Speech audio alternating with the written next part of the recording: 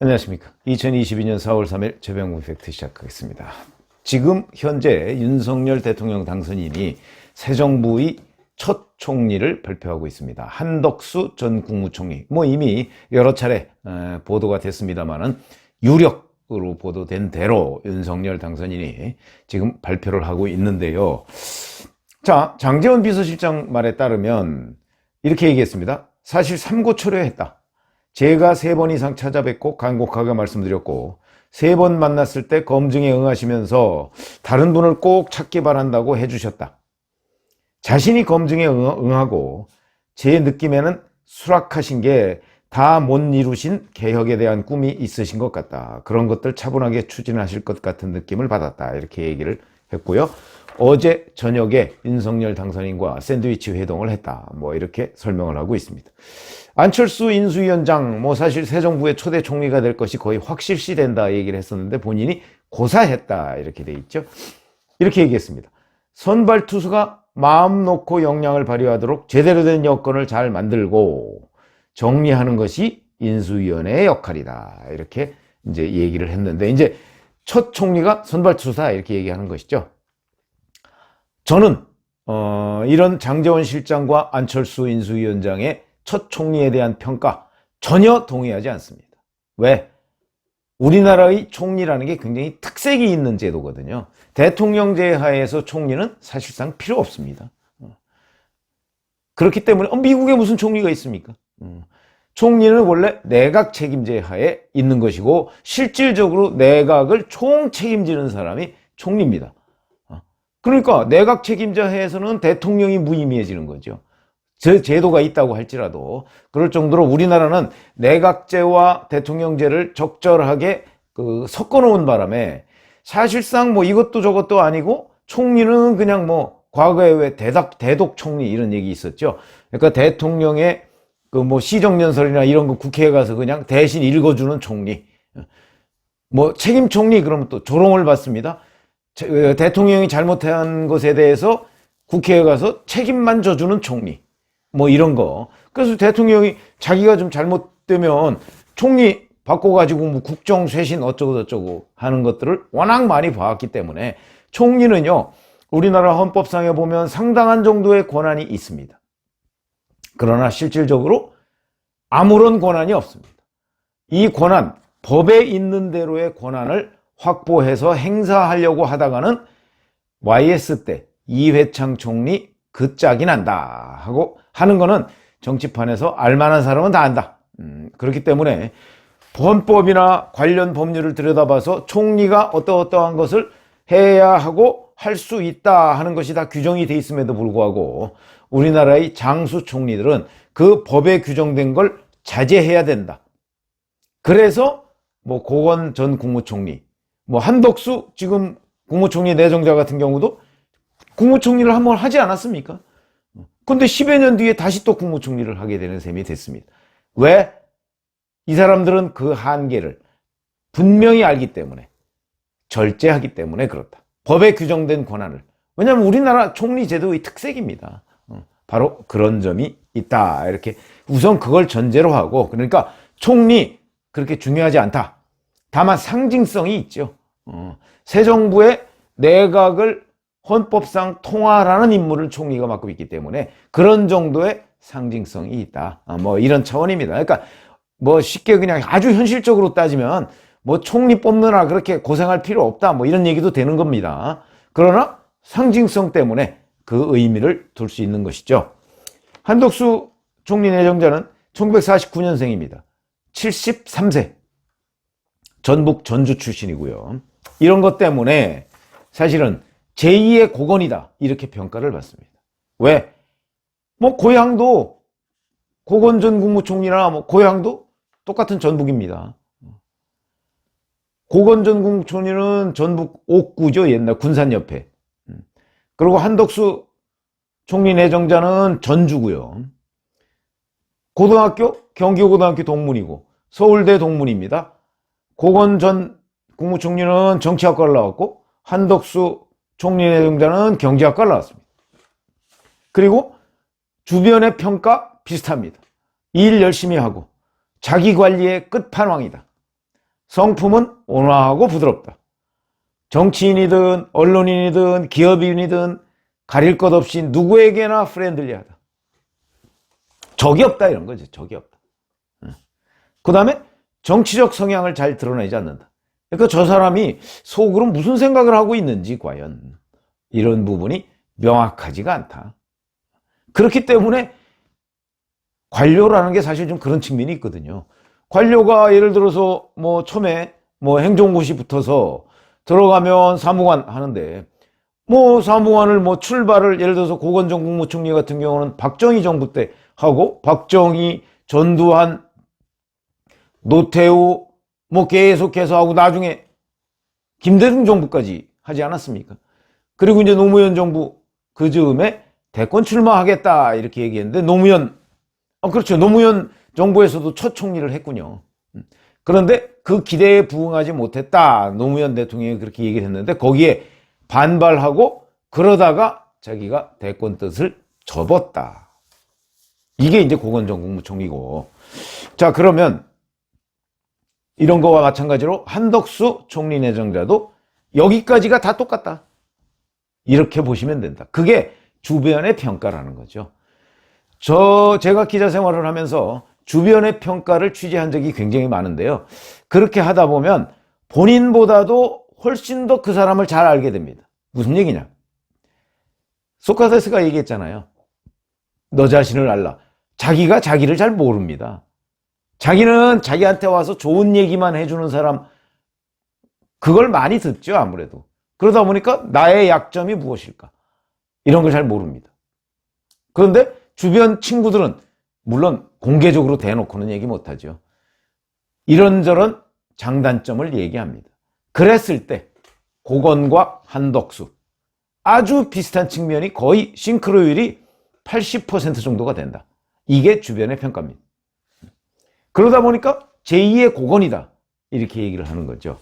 다른 점이 있다면 고건 전 국무총리는 정통 내무관료로 커왔고 한덕수 총리 내정자는 정통 경제관료로 커왔다는 점이 다르다. 자, 그러면 윤석열 지금 이제 5월 10일부터 대통령이 될 텐데 왜 제2의 고건을 선택했을까? 우선 첫 번째로 가장 쉽게 생각할 수 있는 건 바로 이겁니다. 국회에서 청문회를 거치고 이제 총리 표결을 해야 될 것 아니겠습니까? 그런데 국민의힘 성향에 어떤 사람을 만약에 했다고 했을 경우에 호락호락하게 민주당이 해줄까요?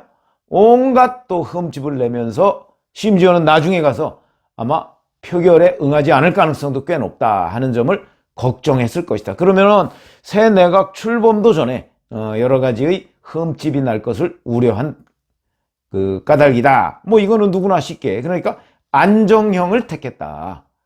뭐 이걸 좋은 말로 하면 협치형을 택했다. 이렇게 얘기를 할 수가 있고요. 그 다음에 또 하나는 국정 경험이 풍부한 관료 출신을 총리로, 새 정부의 첫 총리로 내정함으로써 본인이 국정 경험이 풍부하지 않다는 공격을 얼마나 받았습니까? 평생 검사밖에 더 했느냐? 물론 검찰 경험도 국정 경험입니다. 법무부 경험이죠. 그러나 그런 지적을 계속해서 받았기 때문에 풍부한 경험을 쌓은 관료 출신을 새 정부의 총리로 함으로써 대통령으로서 보좌를 받을 수가 있다. 뭐 이런 부분이 이제 보완형이다. 이렇게 얘기를 할 수가 있고.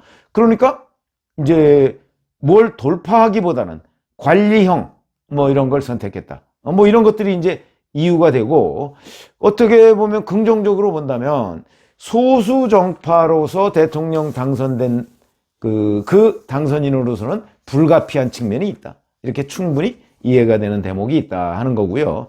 그 다음에 뭐 개혁성이 좀 부족하다 이런 부분은 잘 아시지만 관료 출신들은 또 시키는 일은 잘 합니다. 그렇기 때문에 이 시키는 일을 잘 할 경우에, 그러니까 시키는 사람이 개혁적이어야 한다. 이렇게 하면 또 충분히 보완할 수가 있다. 이런 것이죠. 그러나 관료 출신이 갖고 있는 또 치명적 약점이 있습니다. 그건 뭐냐면 윤석열 정부는 그러니까 이명박 정부와 박근혜 정부를 거쳐서 문재인 대통령이 정권 교체를 했는데 10년 만에 그런데 그게 5년 만에 다시 또 정권 교체를 해가지고 지금 취임하는 사람입니다. 윤석열 정부만의 색깔이 있어야 될 거 아닙니까? 문재인 정부 5년을 바꾼 야권 지지자들, 이 사람들은 무슨 생각으로 윤석열 당선인을 찍었을까? 그거는 문재인 정부와 달라야 한다. 제가 ABM 얘기를 했죠. Anything but 문. 문과 다른 어떤 것이라도 보고 싶다는 거. 그게 윤석열 당선인을 찍은 지지자들의 기대가 아닐까요? 이 기대에 과연 관료 출신인 한덕수 총리 내정자가 부응할 수 있을까? 어렵다고 보는 것이 맞는 거죠. 저희가 뭐 총리실도 출입해보고 뭐 이런저런, 또 총리 자체가 원래 아까 제가 말씀드렸지만 뭘 본인이 추진해서 나가고 뭐 이런 고유의 권한이 있는 게 아닙니다. 그러다 보니까 거기에다가 관료 출신의 한계까지 있다 보면 아마 야권 지지자들이 그래 윤석열만의 뭔가를 보여줘 하는 그런 기대에는 미치지 못할 것이다. 그 다음에 또 하나는 이 경륜, 그 다음에 관료 출신, 경험 풍부 이런 거에 이면을 들여다보면요, 역시 추진력은 부족합니다. 왜 그러냐? 돌다리도 두들겨서 일을 하는 스타일이거든요. 그러니까 속도감이 부족합니다. 정권 초반에는 속도감 있게 일을 추진해야 하는 것이 굉장히 중요합니다. 왜 그러냐? 중반이 넘어서면 벌써 레임덕 얘기 나오기 시작합니다. 문재인 대통령도 조국 사태를 겪으면서 사실상 레임덕을 겪은 겁니다.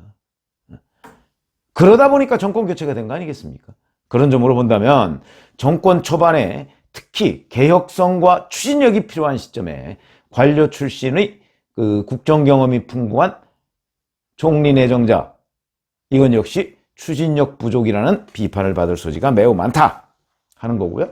자, 그 다음에 거대 야당을 상대로 한 협치를 염두에 둔 인선이다, 이렇게 이제 긍정적으로 바라봤는데, 겪어봐서 알지만 지금 민주당 정권 내로남불 적반하장식 아닙니까?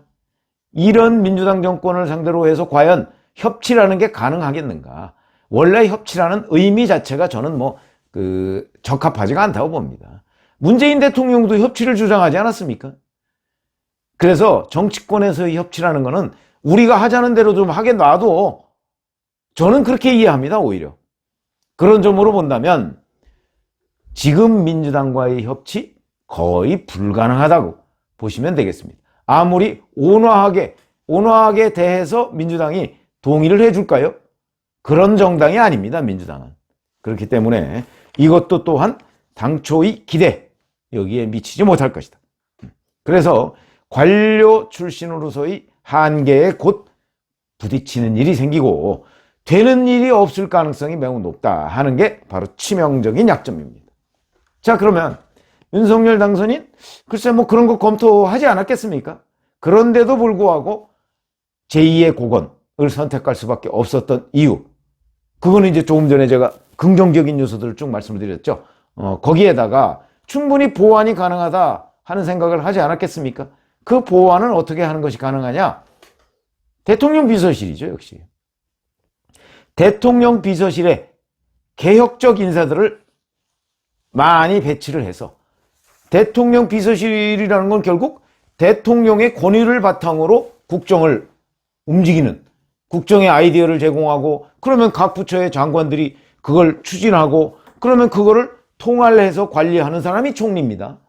그러니까 비서실에 개혁적인 인사들을 좀 배치할 필요가 있다. 비서실 그 구성은 아직 발표를 안 했지 않습니까? 그러니까 비서실에 지금 이 관료 출신, 아마도 윤석열 당선인의 스타일을 볼 때 관료 출신들을 또 장관에 많이 기용할 가능성도 있는데, 그럴 경우에는 이 초기 내각이 개혁성이 많이 떨어질 겁니다. 그러니까 윤석열 정부의 색깔이 분명하지가 않을 겁니다. 이 사람들은 도대체 어느 정부를 위해서 지금 일을 하고 있는 사람들이야? 라는 생각을 야권 지지자들한테 그런 의문을 품게 할 경우가 굉장히 많은데, 그걸 확실하게 제어하고 통제할 수 있는, 그거는 역시 대통령 비서실의 개혁적 인사, 윤석열 정부의 색깔을 뚜렷하게 드러낼 수 있는, 그게 중도, 실용이라고 한다면 그 실용적 색채를 확실히 드러낼 수 있는 사람들을 대통령 비서실에 배치를 해서 내각과 끊임없이 소통을 해가면서 이 일을 추진하지 않으면 아마 초반에 이른바 윤석열 당선인을 찍었던 사람들로부터 굉장한 비판에 직면하게 될 것이다. 전 이렇게 봅니다. 그래서 지금 그 관료 출신들이 대략적으로 많이 거론이 되고 있는데 장관 후보로도요. 이런 것들을 보완하는 건 역시 대통령 비서실 인사다. 이렇게 생각을 하고요. 그런 점에서 본다면 대통령 비서실 인사가 지금 내각보다 더 중요한 상황이 돼버렸다. 그런데 만약에 대통령 비서실 인사도 또다시 관료 출신 중심의 안정형으로 가져간다. 이렇게 된다면 정권 초반에 어떤 윤석열의 색깔, 이걸 드러내는 정책 추진 같은 거는 거의 힘들어진다고 보는 것이 맞다. 이렇게 아마 보시면 될 거고요. 그런 관점에서 본다면, 자, 한덕수 총리 내정자 제2의 고건, 불가피한 측면이 있다.